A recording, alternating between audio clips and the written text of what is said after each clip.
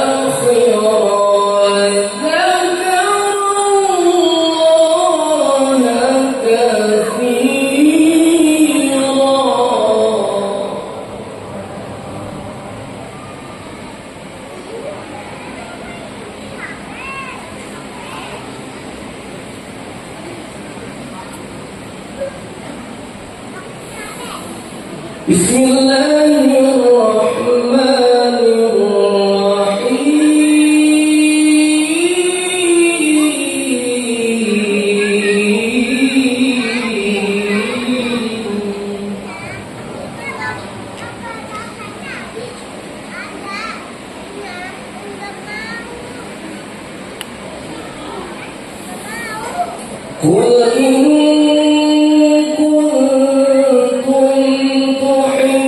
تحبون الله فاتبعوني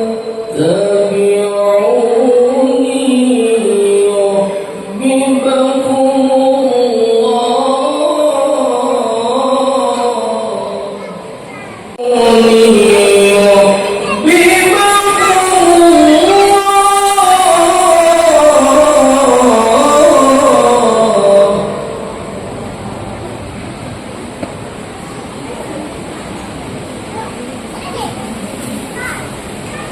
يحببكم الله ويغفر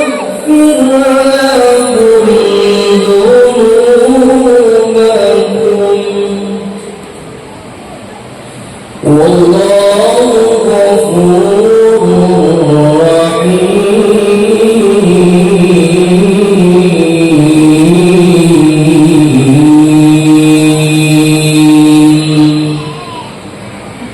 صدق الله العظيم. Assalamualaikum warahmatullahi wabarakatuh. Sadaqallahul azim wa sadaqa rasuluhun nabiyyul karim wa nahnu 'ala dzalika minasy syahidin wa syakirin walhamdulillahi rabbil alamin. Semoga dengan pembacaan Al-Quran tadi, beliau yang membacaan dan kita yang mendengarkan mendapatkan keberkahan dari Allah Subhanahu wa taala. Amin ya rabbal alamin. Acara yang ketiga, sambutan. Adapun sambutan akan disampaikan oleh panitia pelaksana Al-Ustaz Suherman SPDI. Kepada beliau kami aturkan.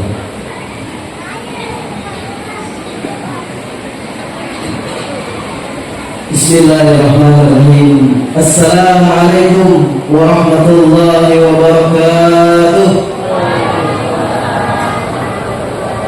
Bismillah, alhamdulillah, wassalatu wassalamu ala rasulillah Sayyidina Muhammad ibn Abdullah. La hawla wa la quwwata illa billah, amma ba'd. Yang ulun hormati dan ulun muliakan para alim ulama, para kiai, para habaib, guru-guru agama, tokoh masyarakat yang ulun hormati dan kita muliakan, ayahanda habibana Profesor Dr. Al-Habib Sayyid Bahrul MHI yang telah berada di tengah kita. Ahlan wa sahlan ya habibana. Yang ulun hormati dan ulun muliakan Bapak Camat, Bapak Kapolsek, Bapak dan Ramil, Bapak Lurah, dan juga yang ulun muliakan Bapak Ibu hadirin wal hadirat tamunan yang bersama-sama insyaallah dirahmati Allah Subhanahu wa taala. Amin. Amin ya rabbal alamin. Alhamdulillah, kita panjatkan puji dan syukur kepada Allah Subhanahu wa taala yang mana pada malam hari ini kita diberikan kesempatan oleh Allah Subhanahu wa taala nikmat yang besar, yakni nikmat iman, nikmat Islam dan nikmat sehat tentunya. Kita dapat dikumpulkan di tempat yang mulia ini, di Masjid Taqwa ini, dalam rangka untuk memperingati peringatan kelahiran baginda Nabi besar Muhammad sallallahu alaihi wasallam. Dan juga salawat dan salam semoga tetap tercurahkan kepada junjungan kita baginda Nabi besar Muhammad sallallahu alaihi wasallam, kepada keluarganya, sahabatnya, kerabatnya, pengikutnya, dan kepada para tabi'in yang senantiasa berjalannya ila yaumil qiyamah. Amin ya rabbal alamin. Bapak Ibu hadirin yang ulun hormati, ada dua hal yang ulun ingin sampaikan mewakili segenap panitia peringatan Hari Besar Islam Masjid Taqwa, mengucapkan ribuan terima kasih yang tak terhingga, yang setinggi-tingginya kepada para masyarakat Kelurahan Parengian dan terkhusus kaum muslimin dan muslimat yang ada di Kelurahan Parengian ini yang sudah memberikan sumbangsinya sehingga terselenggaranya acara pada malam hari ini. Lalu yang kedua, kami panitia peringatan Hari Besar Islam Pencinta Takwa mohon ampun dan maaf apabila ada terdapat kekhilafan, kekurangan, kelalaian dalam acara ini. Itu semata-mata karena kedaikan kita. Dan yang terakhir, terima kasih atas segala perhatiannya. Mohon maaf atas segala kekhilafan dan kekurangannya. Billahi taufiq wal hidayah wa ridha wal inayah. Wallahu muwaffiq ila aqwamit thariq. Wassalamualaikum warahmatullahi wabarakatuh. Kami ucapkan terima kasih kepada Bapak Ustaz Suherman SPDI atas sambutan yang beliau sampaikan. Menginjak acara yang keempat, hadirin yang sama-sama dirahmati Allah Subhanahu wa taala, yaitu acara Mau'izatul Hasanah yang akan disampaikan oleh Al-Mukarram Habibana Profesor Dr. Al-Habib Sebab Baharul M.Hadi. Kepada beliau kami haturkan dengan ta'zim. Allahumma salli ala Muhammad.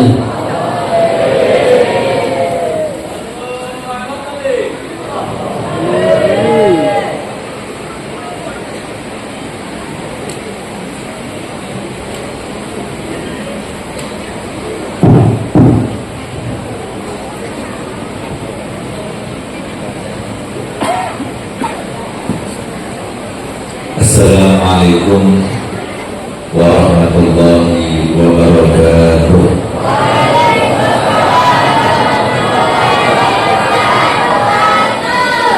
Alhamdulillah rabbil alamin. Wassalatu wassalamu ala asyrafil anbiya'i wal mursalin sayyidina wa habibina wa syafi'ina wa nuri qulubina Muhammad Habibi Rabbil Alamin wa imamil ulul muhajjalin wa ala alihi wa sahbihi ajma'in. Subhanaka la ilma lana illa ma 'allamtana innaka antal alimul hakim. Rabbi shrah li sadri wa yassir li amri wa hlul 'uqdatam min lisani yafqahu qawli. Amma ba'du.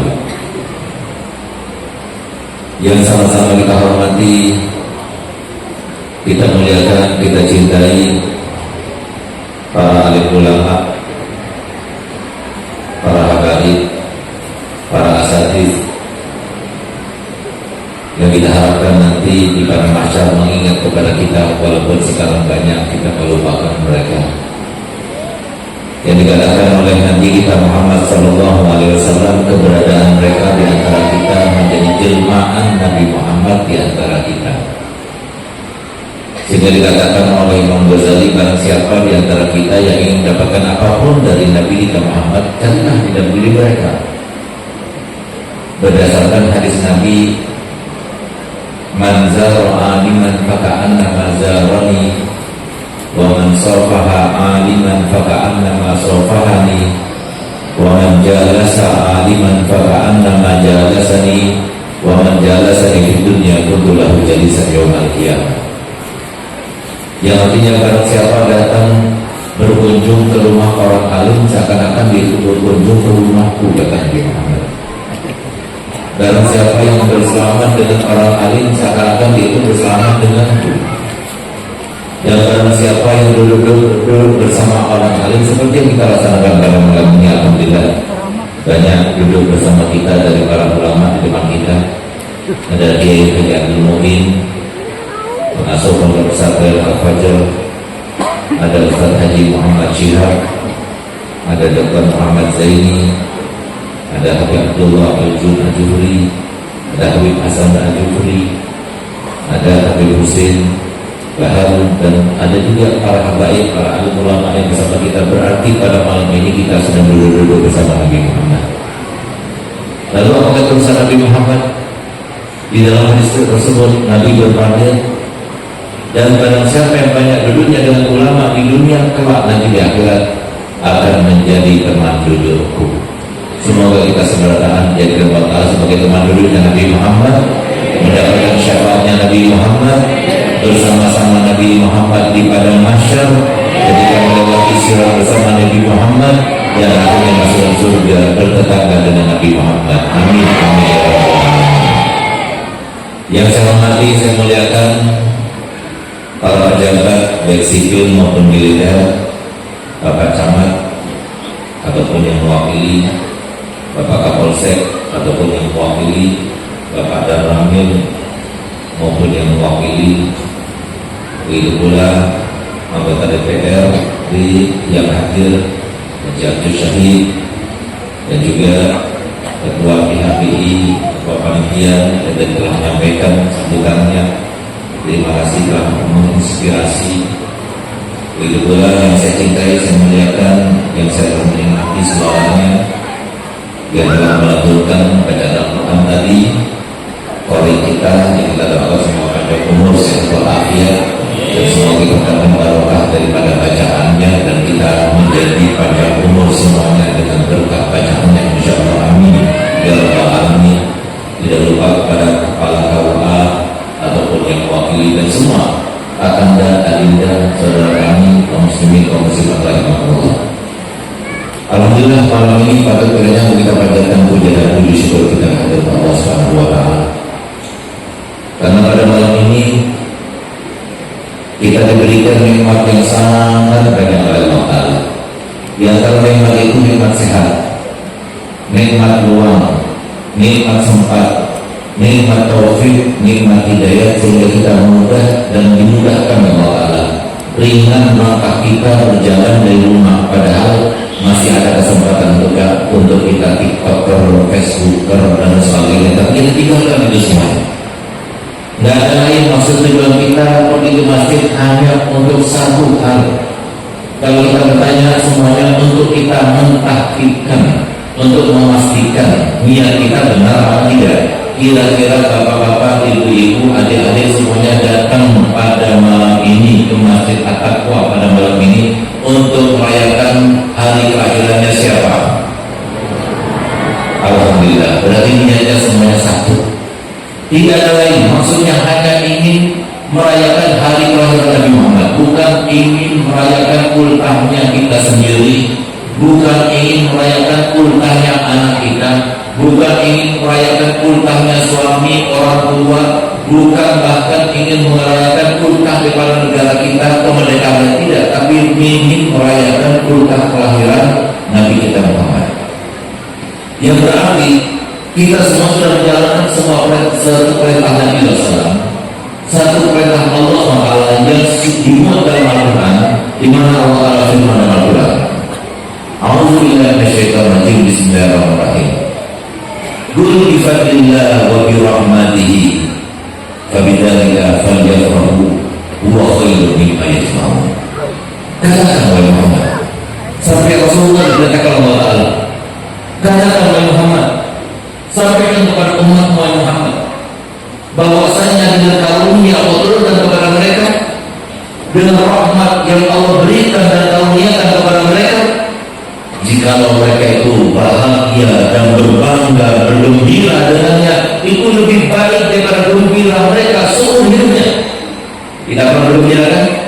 Karena kita kelahiran anak, kita pernah dapat uang yang berlimpah, kita pernah dapat pekerjaan yang baru, kita dapatkan firman, kita dapat jodoh, karena kita dapat kesembuhan, kita gembira. Pernah kita rasakan gembira yang paling besar yang harusnya kita rasakan, dan gembira yang harusnya kita hayati dan maknai, dan nantinya gembira yang akan kita syukuri, karena itu gembira yang betul-betul akan dibalas oleh Allah Ta'ala. Gembira kita adalah kalau kita gembira seperti malam ini, gembira karena kita ikut gembira dengan kelahiran Nabi kita Muhammad SAW.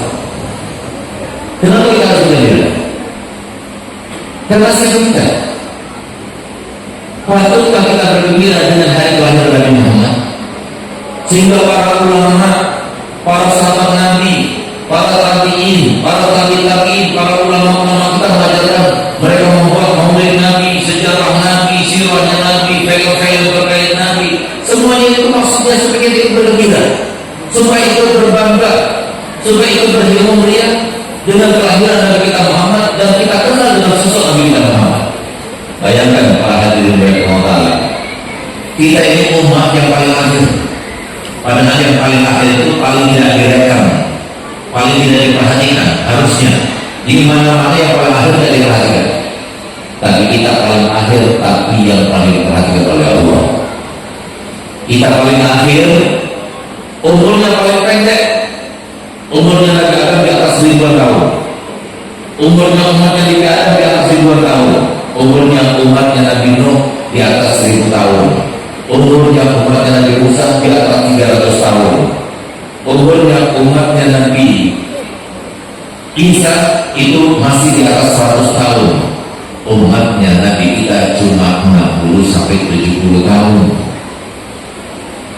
Postur tubuhnya Nabi Adam dan umatnya itu setinggi 60 ziro. Berarti kalau ikut meteran sekarang itu berarti 33 meter tingginya. Lebarnya 7,5 meter. Sekarang tidak berapa? Tidak sampai 2 meter. Kekuatannya sangat lemah. Paling lemahnya umat yang pernah ada, yang pernah Allah ciptakan kita. Paling lemah. Paling sedikit amalnya umat yang pernah ada, umatnya Nabi Muhammad. Tapi alhamdulillah, sebagaimana disebutkan dalam kitab Burda, di akramir rusli kunna akramna umami, karena kita punya sebaik-baik nabi, karena kita punya sebaik-baik rasul. Walaupun kita umat yang paling pendek umurnya, walaupun kita umat yang paling lemah tubuhnya, walaupun kita umat yang paling pendek postur tubuhnya, tapi kata kita punya nabi sebaik-baik nabi, kita menjadi umat yang terbaik dan termulia. Berkata siapa? Nabi kita Muhammad. Apakah tidak patut untuk kita gembira karena Nabi Muhammad? Patut. Apa yang kita keluarkan pada malam ini itu diganjar oleh Allah juga, kita berlipat-lipat insya Allah. Yang membantu pada acara malam ini insya Allah sugi semua. Yang tidak itu bantu juga disugihkan oleh Allah Ta'ala. Berkatnya, gembiranya, bahagianya dengan Nabi kita Muhammad SAW. Karena Rasulullah gembira, Allah juga gembira. Jangan kita katakan bahwasanya, oh mana mungkin Rasulullah tahu, mana mungkin Rasulullah itu mengetahui bahwasanya saya ikut menyumbang, saya ikut berdonasi. Lupa apa tidak? Setiap hari Kamis amal kita itu ditutup dan dilaporkan kepada Allah per minggunya. Sebelum dilaporkan kepada Allah dan diangkat ke atas langit, disodorkan dulu kepada siapa? Nabi kita Muhammad. Coba, satu-satunya Nabi, satu-satunya Rasul yang dengan permohonannya, permintaannya kepada Allah Subhanahu Wa Taala, dia memohon supaya ada ikatan dengan umatnya, walaupun sudah meninggal masih ada ikatan dengan umatnya. Siapa dia? Nabi kita Muhammad. Rugi kalau kita tidak ikatan cinta dengan Nabi Muhammad, rugi. Kalau kita tidak mencintai Muhammad melebihi daripada siapapun juga rugi. Yang pantas untuk kita cintai Nabi Muhammad, yang paling berharga nanti, mohon maaf Bu, sekarang kita cinta kepada suami kita, cinta kepada anak kita, cinta kepada orang tua kita. Nanti mereka yang kita cintai, mohon maaf, suami kita, anak kita, kerabat kita dan sebagainya, bagaimana nanti cintanya di akhirat? Disebutkan dalam Al-Quran. Kita sering mendengar ayat itu, dengarkan baik-baik. Yawma yafirrul mar'u min akhi wa ummihi wa abi wa sahibatihi wa bani likulli imri'in minhum yawma idzin sya'nu yughni. Pada hari itu semua akan berlarian dari kita, orang tuanya, anaknya, suami, istrinya, kerabatnya, semua akan berlarian. Bahkan kita panggil, hai suamiku, hai istriku, hai orang tuaku, hai anakku, hai saudaraku. Mereka semuanya mengatakan, siapa bilang aku orang tuamu, siapa bilang aku saudaramu, siapa bilang aku suamimu, siapa bilang aku istrimu. Kenapa mereka saking takutnya mereka diminta pertanggungjawaban? Kecuali siapa? Nabi Muhammad. Nabi Muhammad begitu dibangkitkan, apa ucapan pertamanya? Ummati, ummati. Kita dicari. Bahkan Nabi Muhammad masuk pertama kali dan surga karena surga tertulis di setiap pintunya. Anti haramun, kamu diharamkan untuk dimasuki siapapun juga sampai masuk pertama kali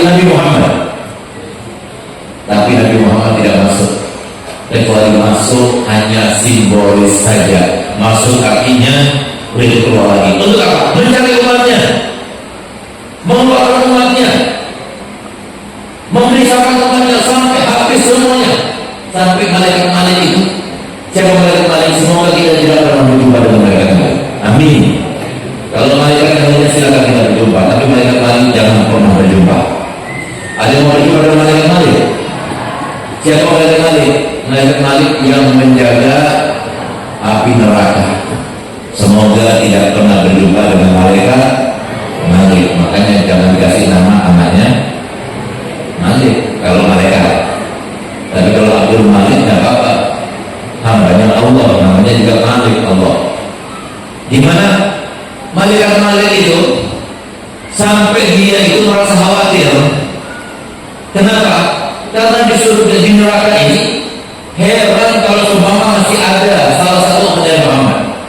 Dari saking habisnya terus dikeluarkan oleh Nabi Muhammad. Tapi walaupun semuanya keluar, kita tidak mau masih dikeluarkan. Kita pengen yang langsung masuk surga. Amin.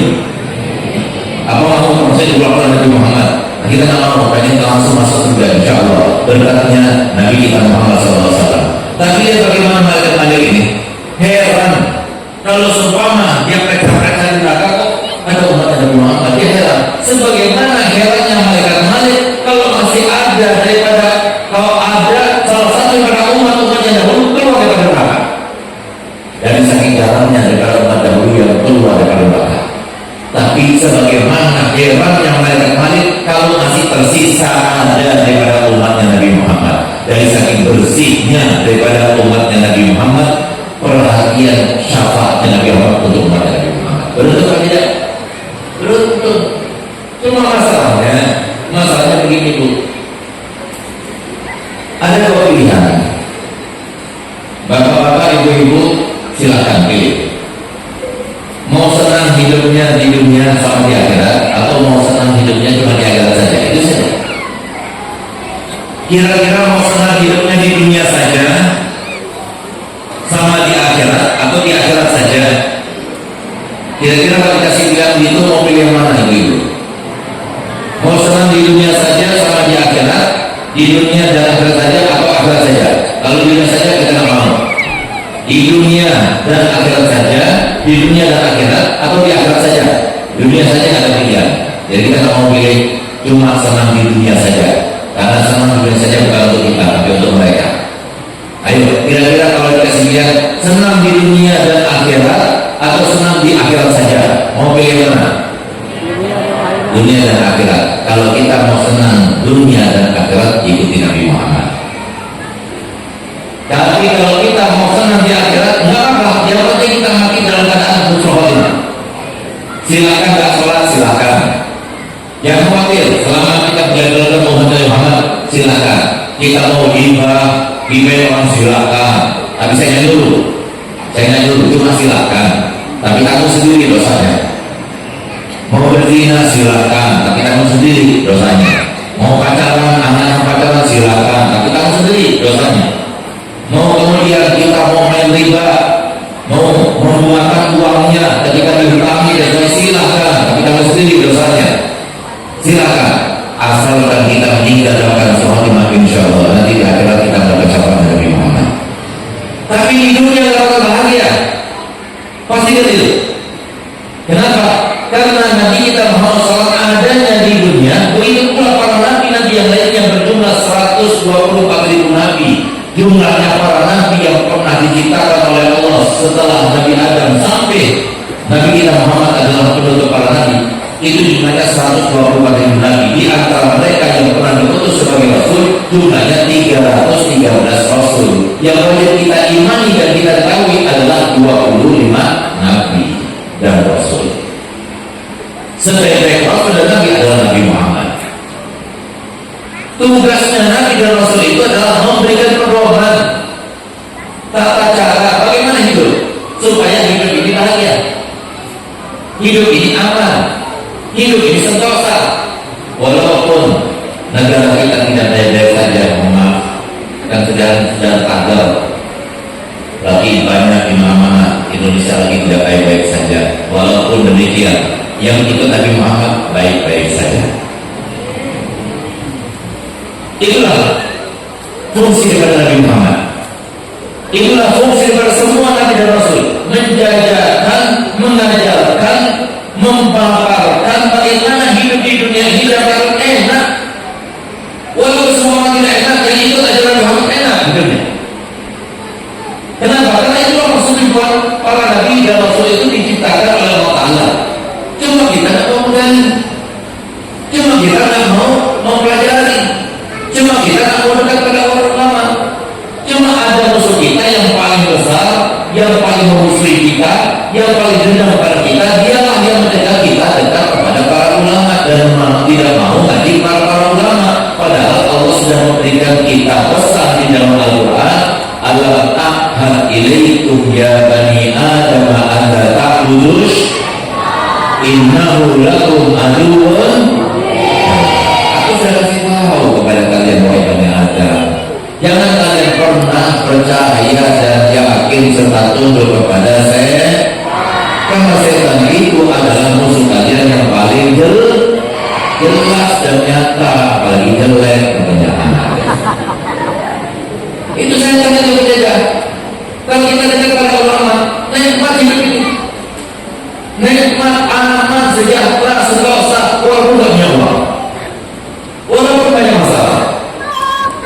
Coba lihat, kalau kita punya masalah apapun itu, terkait dengan finansial, terkait dengan tetangga, terkait dengan penyakit, terkait dengan apapun juga, itu sudah pernah didasarkan oleh para nabi-nabi yang sudah menjadi cerita-cerita. Nabi ini ada ceritanya, nabi ini ada ceritanya, orang soleh ini ada ceritanya dan sebagainya. Tapi mereka tidak pernah sabar, mereka sabar berjalannya. Bahkan mereka memberikan nasihat kepada kita semuanya, bagaimana cara menjalani kehidupan dan sebagainya. Itu fungsi daripada Nabi dan Rasul. Jadi ternyata yang tidak mau berbahagia hidupnya di dunia, sebab utamanya itu adalah kita sendiri.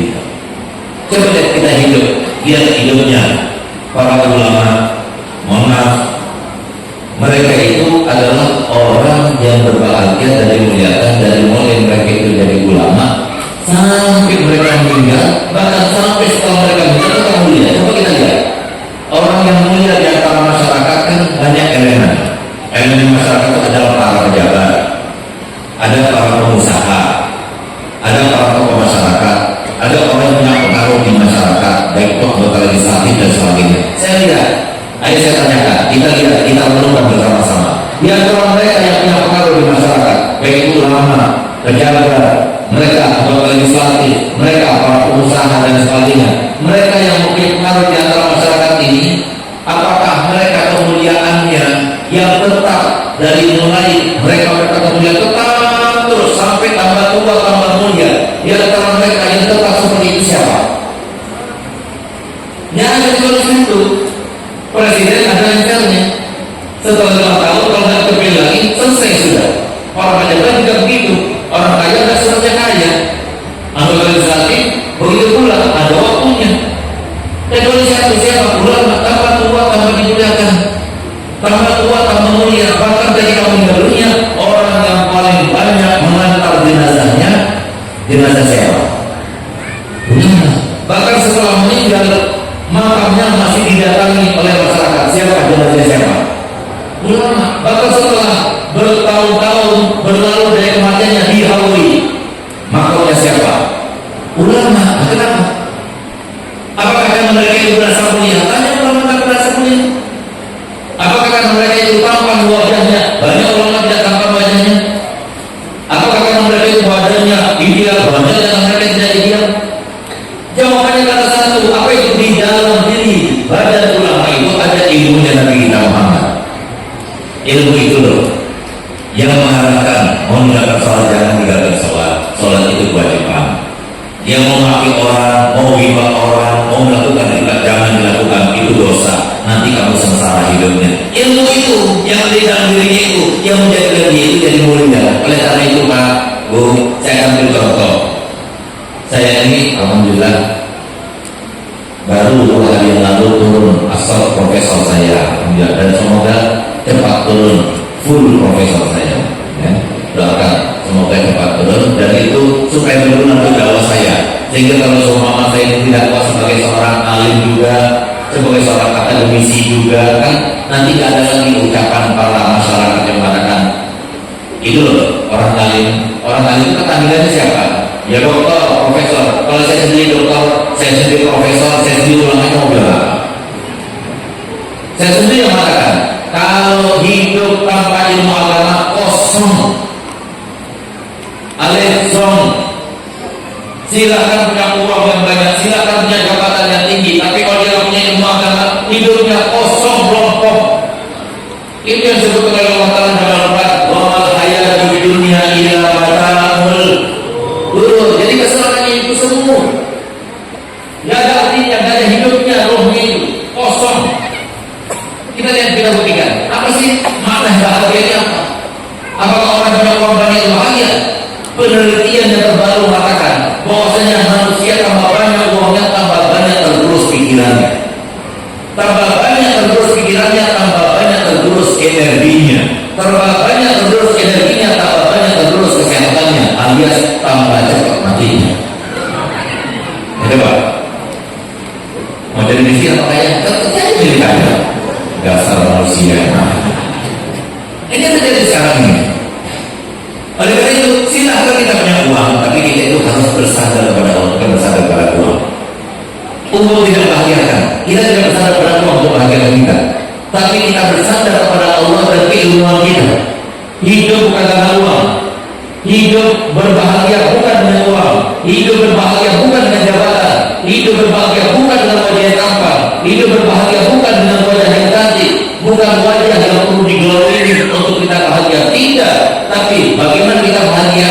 Yang perlu kita tingkatkan supaya kita bahagia, keimanan dan ketakwaan.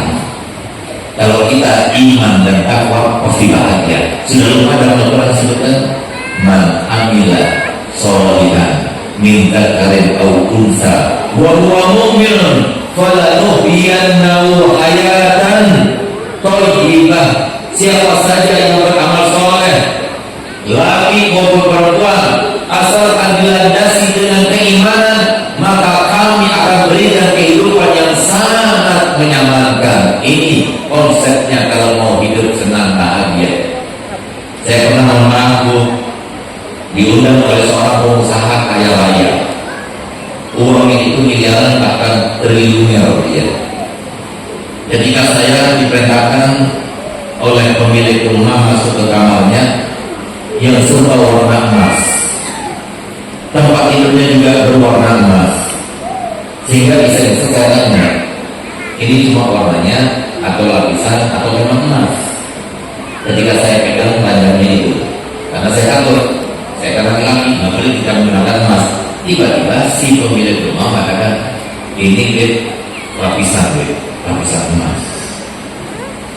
Lapisannya itu artinya tebal atau cuma cat?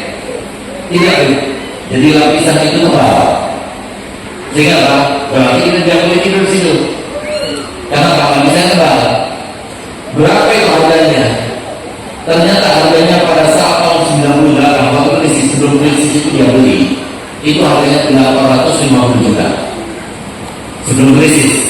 Jadi artinya dolar waktu itu belum sampai 16.000, masih berapa pada waktu itu. Jadi bisa bayangkan, jadi berapa harganya pada saat itu. Jadi mungkin sekarang ini harganya ranjang itu bisa sampai 2 miliar atau 3 miliar ranjang itu. Sehingga dipastikan ranjang itu bukan jadi sangat tebal kadar emasnya itu. Lalu kemudian saya duduk, karena suruh duduk, izin sampai saya mau jalan. Saya bilang, ini kecil betul. Yang duduk ini terbuat dari sutra 100%. Masya Allah. Beruntung sekali kamu ya. Saya katakan begini. Enggak cuma sedikit. Seperti aku bilang tadi di pengajian, setiap orang ada kekurangan, ada kelebihan. Kenapa dia begitu? Saya bilang begitu. Apa kekurangan kamu? Saya ini walaupun ranjang terbuat daripada emas, spraynya terbuat daripada sutra, tapi saya tidak bisa tidur kecuali harus mau tidur dulu. Bahagia atau tidak? Bahagia atau tidak? Lalu dia bilang, istrinya cerewet, minta ampun, bahkan dia mau lepasnya bisa. Karena kan suaminya kan kalau saya mau lepasnya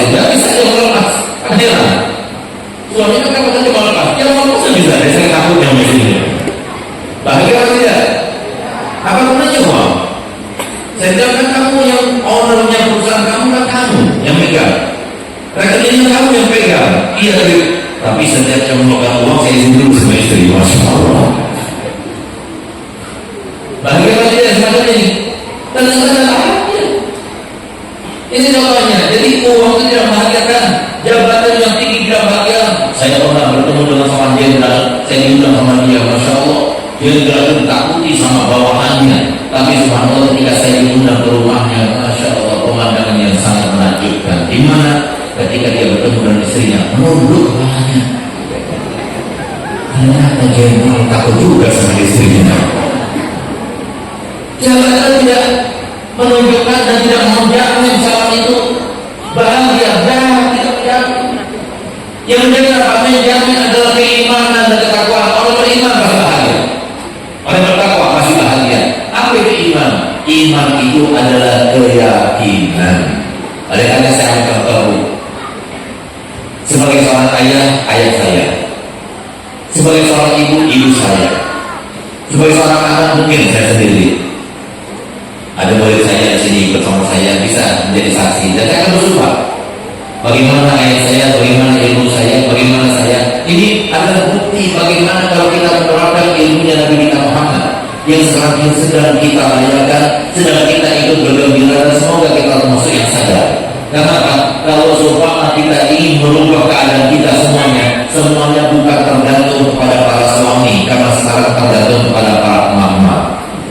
Baru-baru ini kan ada sebuah penelitian yang mengatakan bahwasanya presiden kalau ingin jadi presiden tergantung pada mama, gubernur ini menjadi gubernur tergantung pada mama, bupati ini jadi bupati tergantung pada mama. Itu pula sekarang Nabi kalau ingin dakwanya berhasil tergantung pada mama.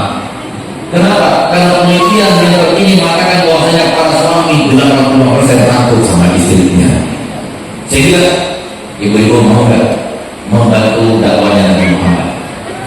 Saya jamin, saya punya konsep kalau dilaksanakan di kecamatan pengajian, saya datang lagi 3 bulan, insya Allah berbeda. Saya sudah sampaikan konsep ini kepada ibu PKK, kepada ibu-ibu pengajian. Subhanallah dilaksanakan 3 bulan berhasil. Demi Allah saya bersumpah berhasil. Kenapa? Letak rahasia keberhasilan keluarga itu berubah, amanah berubah, itu terletak pada seorang ibu rumah tangga, orang istri. Bagaimana caranya? Begitu, pegang kata-kata saya. Dan saya berdosa, walaupun ini dohirnya berdosa, tapi karena demi kebaikan insya Allah berdosa. Apa itu? Nanti ibu-ibu pulang ke rumah, yang ada suaminya di sini, biarkan suami yang mendengar. Apa itu? Ibu-ibu pulang ke rumahnya kasih tahu, pokoknya suamiku A, yang I, Bapak, Mas, apa lagi? B, Didi, dan sebagainya. Mulai minggu ini, kalau yang nggak datang ke majelis dalam 1 minggu 2 kali, malam Jumat, malam Senin, saya nggak kasih jatah. Ini insya Allah mencatat. Kalau ibu laksanakan itu, insya Allah mereka hadir semuanya. Hadir seminggu 2 kali, pegang kata saya. Rahasia keberhasilan bukan ustadz yang mengajar, bukan kiai yang mengajar, tapi kenapa Nabi kita Muhammad SAW meminta kepada kita semuanya tidak melahirkan kita sebagai umatnya Nabi Muhammad, dan kalau kita sudah mendapatkan permintaan dari Nabi Muhammad, tidak seorang dan seorang pun antara kita sebagai umatnya Muhammad kecuali mendapatkan permintaan dari Muhammad. Nabi Muhammad tidak pernah minta uang, tidak pernah minta jabatan, tapi minta dari Muhammad balihu anni walau ayat, sampaikan dari walaupun hanya 1 ayat. Yang terjadi apa? Yang terjadi karena mereka dengar 1 minggu 2 kali dengar apa katanya Nabi, apa katanya Al-Quran, apa katanya ulama dan sebagainya. Berubah, pasti berubah. Cuma sekarang bagaimana cara menyampaikan, ini masalah. Di Indonesia ini masalah. Bagaimana cara menyampaikan? Bagaimana caranya majelis taklim ini? Mohon maaf, di majelis ini majelis takwa ada majelis. Disampaikan majelis 1 minggu ada berapa kali? Tapi yang hadir itu cuma hanya beberapa orang saja. Dan yang hadir itu sangat semuanya, kalau mati semuanya. Kalau sudah mereka mati, 1 mati, kurang lagi 1. 1 lagi mati, kurang lagi. Sekarang kalau sudah mereka mati semuanya, saya mau hadir. Apalagi kalau dia mati, yang masih mengajar, habis lagi juga. Ini terjadi sekarang ini. Ayo sama-sama. Saya katakan bahwasanya saya punya abah, seorang ayah. Satu kejadian yang sangat luar biasa yang mungkin sulit ditiru oleh para ayah-ayah yang ada. Di mana saya punya ayah ini 3 hari sebelum meninggal dunia. Saya punya ayah ini adalah yang mendirikan pondok pesantren dan ruang dakwah yang kami teruskan sekarang ini. Pondok kami, Pondok Pesantren Darul Dakwah adalah satu-satunya atau pondok kedua setelah Pondok Gontor yang ada program doktoralnya. Sekarang pondok kami ada santri dan santriwati sejumlah hampir 19.000 orang di tempat kami. Alhamdulillah, dan dari tempat ini juga ada, di Karangperangi juga ada, dari semua penjuru di Indonesia ada, alhamdulillah. Dan kami sebutkan semacam itu karena memang sudah penuh di tempat kami, sulit untuk masuk di tempat kami. Doakan semoga kami sehat, walafiat, panjang umur, memiliki kesehatan yang prima, bisa mendidik anak-anak didik kami di sana. Saya punya anak, Al-Habib Hasan Baharun, 3 hari sebelum meninggal dunia. Beliau berpesan kepada kami, anak-anaknya 5 orang.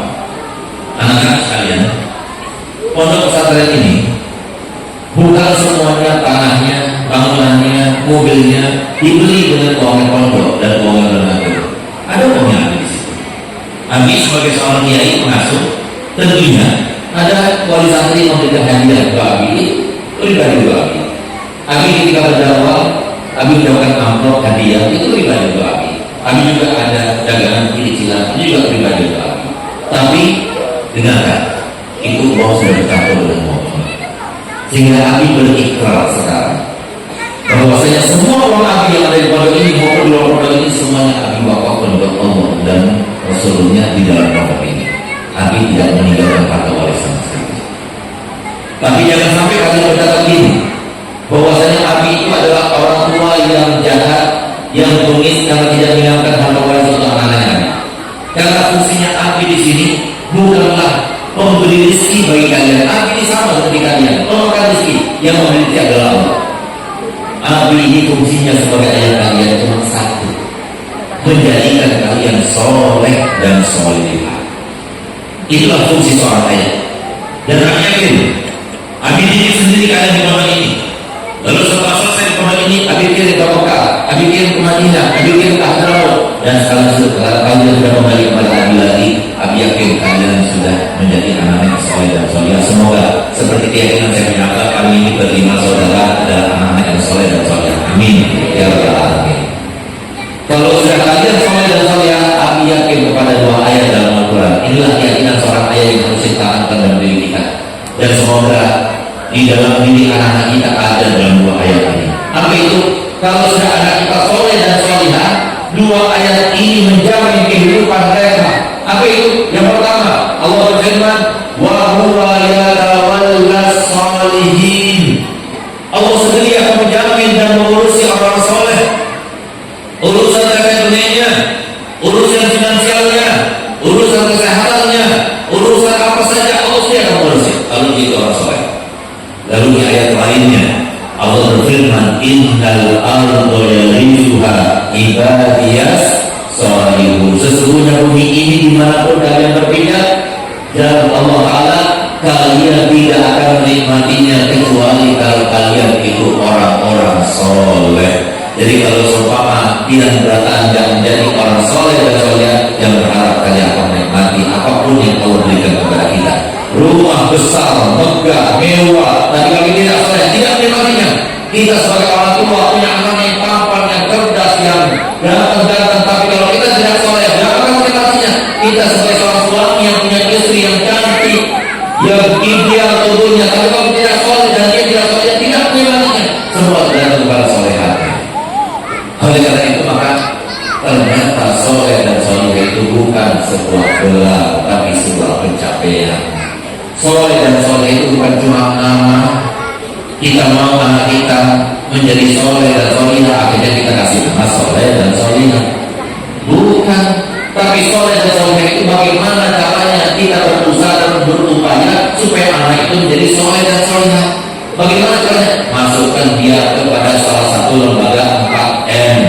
Kalau kita sentuhkan anak kita dengan salah satu 4M, dia menjadi anak yang soleh dan solehah. Kalau kita tersentuh dengan salah satu dari 4M, jangan salahkan kalau anak kita tidak menjadi soleh dan solehah. Apa itu pakai? 1, pondok. Itu terbaik. Karena di sini kita teori sekaligus praktek. Yang mau pondok, jangan apa-apa. Silakan anak kita masuk pendidikan formal, tapi jangan lupa nanti siangnya masukkan di pendidikan madrasah diniyah atau madinah yang ada di sekitar. Yang mau juga, ya sudah ada alternatif ketiga. Apa itu? Masukkan ke TPI untuk mengaji Al-Quran kepada guru-guru ngaji. Yang mau juga masalah terakhir, alternatif terakhir apa itu? Majelis taklim. Yang tinggalkan dari 4 instansi ini, lembaga pendidikan inilah kita bisa mendapatkan ilmu agama yang menjadikan kita menjadi orang-orang yang soleh dan solehah. Tanpa 4 ini bagaimana kita menjadi soleh? Nggak mungkin ada orang soleh secara otodidak, itu nggak ada. Kecuali kalau namanya saja soleh dan solehah, iya ada namanya. Namanya doang iya. Tapi kalau soleh dan soleh belum tentu. Baru-baru ini saya membaca ada seorang soleh tapi dipenjara gara-gara memperkosa orang. Namanya soleh. Namanya saya soleh, tapi tidak soleh. Ada yang seperti itu. Tapi kalau mencapai yang soleh tidak mungkin. Oleh karenanya, ayo sama-sama kita masukkan diri kita untuk menjadi soleh. Sekarang ibu saya, ayah saya seorang yang soleh. Contoh, ketika orang punya ilmunya Nabi Muhammad, pedomannya Nabi Muhammad, dia sebagai ayah saya. Ibu saya, demi Allah saya bersumpah, ini Al-Quran, ini di masjid, saya bersumpah dengan demi Allah. Ibu saya menulis buku saya yang terakhir, yang kemudian dilakukan bedah buku di mana-mana, termasuk yang tanggal 2 Desember di Banjarmasin di asrama haji. Itu bedah buku Khadijah adalah Sang Khadijah Zaman Now. Itu adalah buku saya yang ke-27, karya buku saya yang ke-27. Nah, jadi ibu saya ini, demi Allah saya bersumpah, 27 tahun menyertai ayah saya sampai ayah saya meninggal tahun 99, sama sekali tidak pernah kami menyaksikan, mendengarkan, melihat ibu saya bertengkar dengan ayah saya. Demi Allah saya bersumpah, ini masih ayah ibu saya marah sekalipun pada saya. Ibu saya membantah sekalipun pada saya nggak pernah. Ibu saya meminta sekalipun pada ayah saya nggak pernah. Seperti saya pernah dia kepada Nabi Muhammad SAW. Masih ada sebagai itu, masih ada. Zaman sekarang ini masih ada seperti itu. Kenapa? Ilmu. Masih ada ilmu, belajar ilmu. Pernah mondok, jadi santriwati. Jadilah seperti ibu saya. Demi Allah saya bersumpah, nggak pernah dibalik orang. Baca Quran 3 hari, khatam 3 hari, khatam 3 hari, khatam. Nggak pernah ngeluh. Sakit apa dia nggak pernah ngeluh. Kepada suaminya dia, kepada anaknya dia, nggak pernah ngeluh ke dirinya, nggak pernah ngeluh ke orang lain. Itu ibu saya. Sampai ketika meninggal dunia kemarin, Masya Allah, tahun kemarin, pada waktu usianya 74, semoga Allah rahmatinya, itu yang menghadiri pemakaman Masya Allah puluhan ribu orang. Pada luar kita, sangat luar biasa, tawamannya luar biasa. Lihat bagaimana Allah memuliakan seorang wanita dan kesalehannya. Allah tunjukkan bagaimana kesalehan seorang wanita sehingga orang berduyun datang menunjukkan bagaimana Allah memuliakan seorang wanita yang telah melakukan kesalehan. Itu bukti pada kesalehan seorang ibu. Saya, alhamdulillah, saya sebagai seorang anak guru, setiap kali saya pulang saya dari Madinah Munawwarah, setiap hari kalau saya bercium tangan kepada ibu saya cium tangannya, saya cium dahinya, saya cium kedua kakinya. Setiap hari saya cium kedua orang tua saya seperti itu. Kami berlima bersaudara bersumpah, kami tidak akan mengatakan tidak kepada ibu kami. Kenapa? Karena kami tahu bahwa ibu kami itu adalah segalanya. Ibu kami itu adalah asinah. Ibu kami itu adalah sebuah sebab utama kita mendapatkan ridha Allah.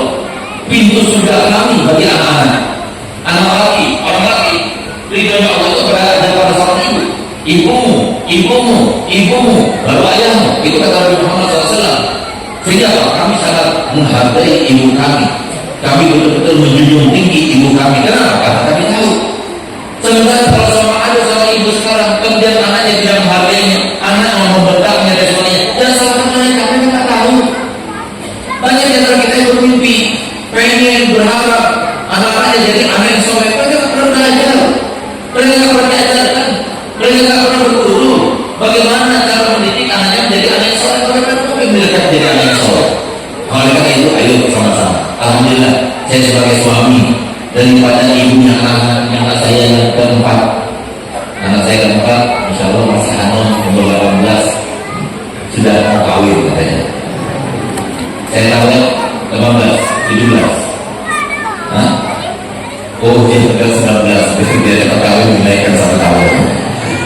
Jadi sebelum berangkat, aku mau kawin dulu katanya. Jadi beliau ini anak teman saya. Jadi beliau ada kasihnya. Pernah Abi mau ikut mamanya, pernah mendapat mamanya, pernah marah-marahi sampai bunuh-bunuh di mamanya pernah. Nah, jadi itulah. Kenapa? Karena saya yakin ibunya anak itu lebih baik daripada saya. Saya takut pada Allah SWT. Kenapa saya begini? Saya belajar.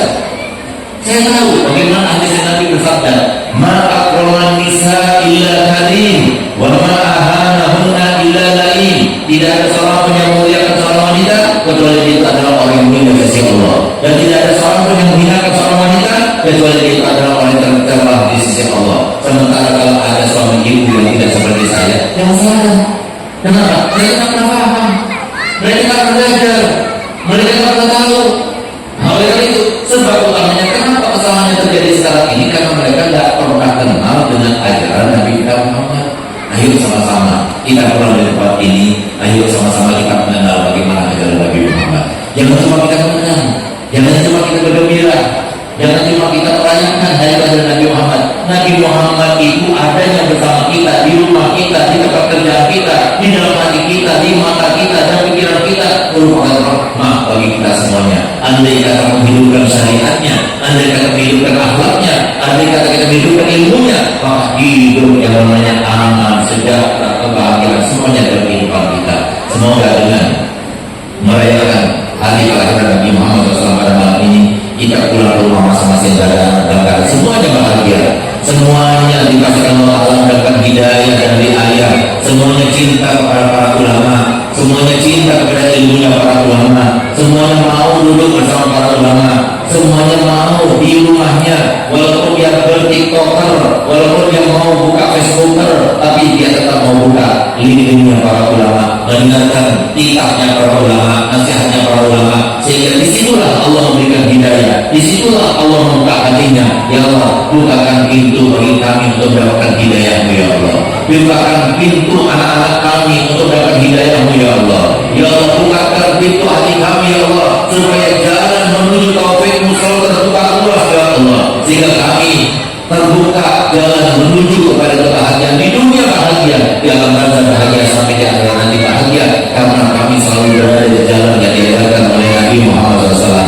Ya Allah, dengan ilmu yang diajarkan Nabi Muhammad, kami akan sabar menjalani kehidupan. Di dalam kehidupan ini tidak ada yang serba kebetulan, semuanya serba direncanakan, semuanya serba tidak enak, semuanya karena serba ujian, semuanya karena serba cobaan. Pendamping kami, anak kami, orang tua kami sudah Allah jelaskan dalam Al-Quran. Wa ja'alna ba'dakum li ba'din fitnatan atasbirun. Kami ciptakan antara satu yang lainnya adalah ujian dan cobaan untuk kami tahu sabar atau tidak. Andai kata kami tahu dengan ajaran Nabi Muhammad, pastinya kami akan sabar menjalani kehidupan ini ya Allah. Ya Allah, berikan kami keterbukaan hati ya Allah, sehingga kami bisa menjalani kehidupan ini dengan lebih mudah ya Allah, sehingga kami tidak selalu suka dan berduka salah, bersalah juga kepada Engkau ya Allah. Ya Allah, berikan kami jalan ya Allah untuk mendapatkan hidayah-Mu, sehingga bertambah keimanan dan ketakwaan kami. Rabbana atina fid dunya hasanah wa fil akhirati hasanah wa qina adzabannar.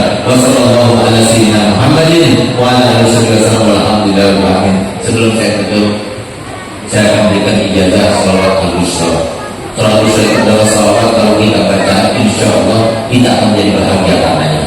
Salawat al-Busra itu salawatnya Nabi Muhammad, bukan salawatnya ulama, tidak.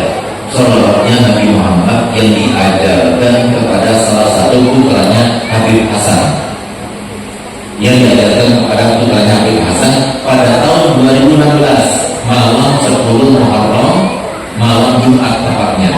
Ketika bangun tepat jam 2 malam, begitu dia bangun langsung hafal, dan kemudian bau haru di kamarnya, dan tidak hilang bau haru itu sampai 3 hari 3 malam. Itu diantara karomah pada malam itu ketika diizinkan salawat Busra itu. Jadi salawat Busra itu setelah diajarkan dan dibacakan oleh Nabi kepada yang bermimpi, maka kemudian Nabi Muhammad berkata begini kepada yang bermimpi, yang baca salawat Busra ini sebanyak 41 kali habis sholat subuh, sama seperti khasiatnya orang yang baca Yasin sebanyak 40 41 kali dalam mengabulkan hajat, memudahkan urusan, melapangkan segala kesulitan, menghindarkan diri pada hal-hal yang menakutkan dan mengkhawatirkan.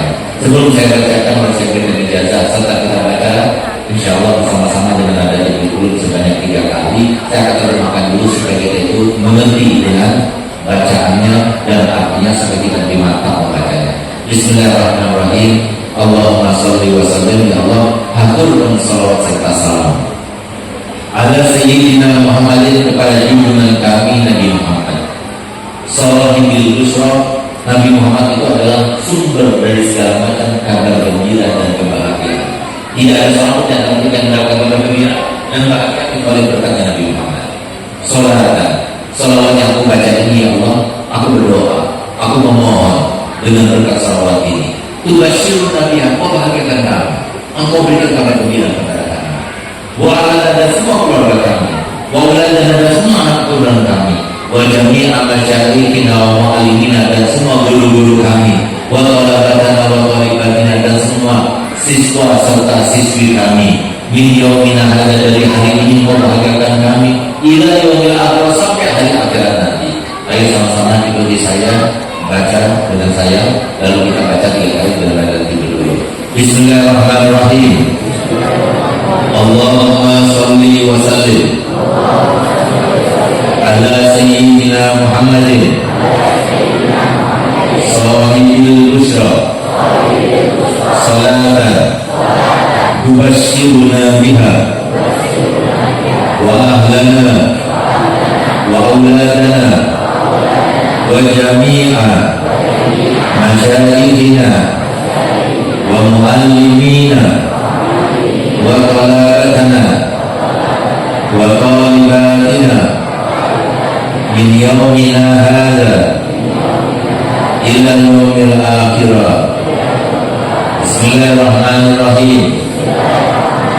Allahumma sholli wa sallim ala sayyidina Muhammadin sahibil busyara, salatan tubasyiruna biha wa ahlana wa auladana wa jami'a masyayikhina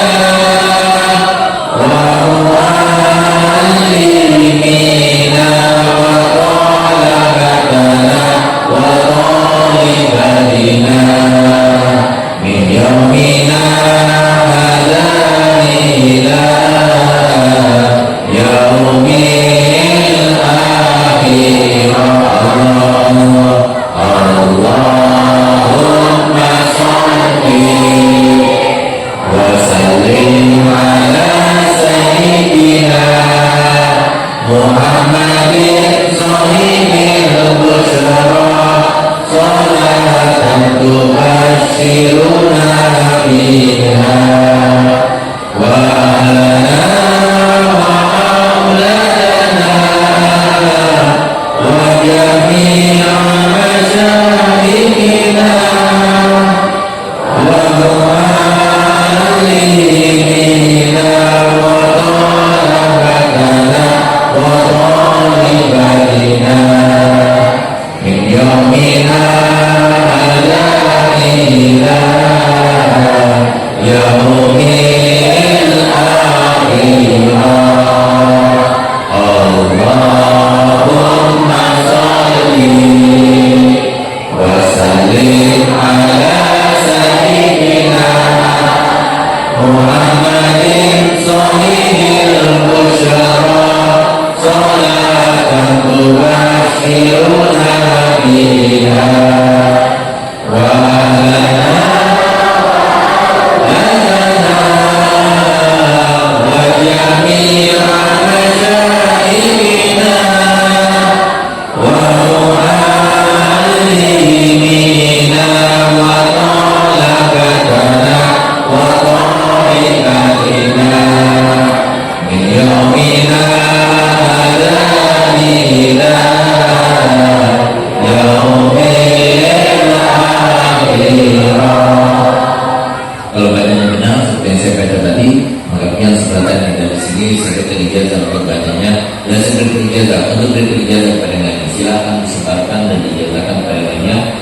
Ustaz, jangan dikomersilkan atau ketulak selawatnya Nabi.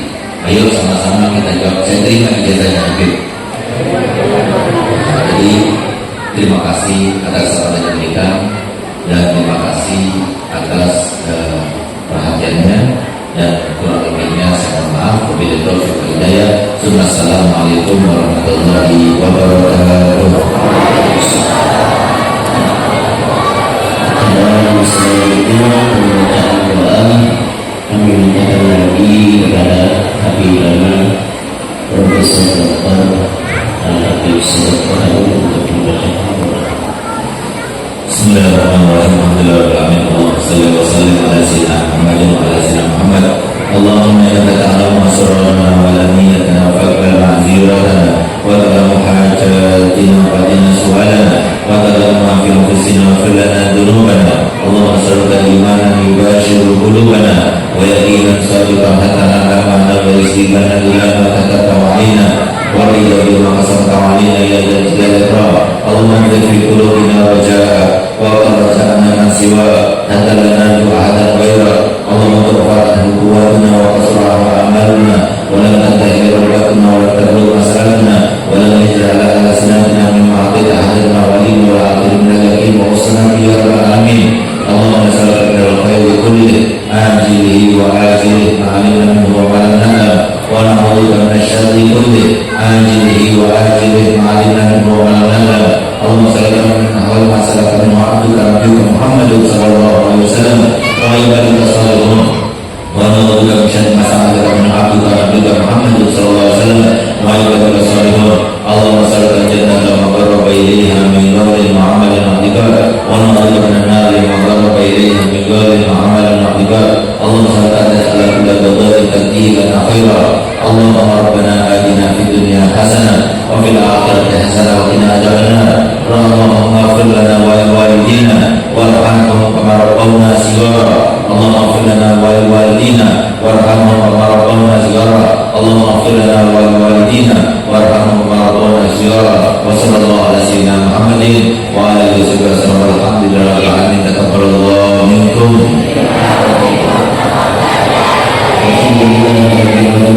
Amin ya rabbal alamin. Alhamdulillah, berakhir dengan pembacaan doa tadi, berakhir acara kita pada malam ini. Ulun selaku pembawa acara mewakili seluruh panitia minta halal, minta maaf, minta doa kedua atas kurangnya pelaksanaan malam hari ini. Mari kita tutup acara malam ini dengan membaca doa kepada Tuhan. Assalamualaikum warahmatullahi